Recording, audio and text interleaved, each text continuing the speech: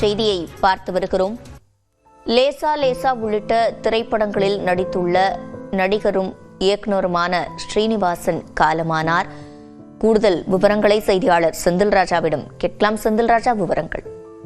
சிவரஞ்சனி, மலையாள சினிமாவில், அதாவது கேரள திரையுலகத்தில் மிக பிரபலமான ஒரு நடிகராகவும் கதையாசிரியராகவும் தயாரிப்பாளர், இயக்குனர் என பன்முகம் தன்மை கொண்டவராக இருந்தவர் சீனிவாசன். இவர் ஏராளமான திரைப்படங்களில் நடித்தது மட்டுமில்லாமல் திரைப்படங்களை தயாரித்திருக்கிறார், திரைப்படங்களை இயக்கி இருக்கிறார். அது மட்டும் இல்லாமல் இவருடைய கதையில் பல திரைப்படங்கள் வெளியாகி இருக்கிறது. கதையாசிரியராகவும் திரைக்கதை ஆசிரியராகவும் பணியாற்றி இருக்கிறார்.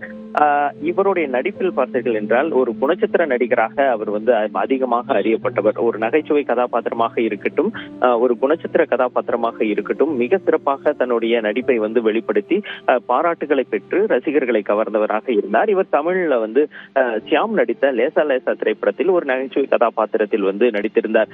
இவருடைய மகன் தான் வினித் சீனிவாசன். அவரும் பிரபல நடிகராகவும் இயக்குநராகவும் இருக்கிறார். இந்த நிலையில் தான் சீனிவாசன் உடல்நலக் குறைவு காரணமாக கடந்த சில மாதங்களுக்கு மேலாக அந்த வயது மூப்பின் காரணமாக ஏற்படக்கூடிய அந்த பிரச்சனையில் அவதிப்பட்டு வந்தார். இந்த நிலையில் தான் இன்று கேரளாவில் தன்னுடைய 69வது வயதில் காலமாகி இருக்கிறார். சிவரஞ்சனி,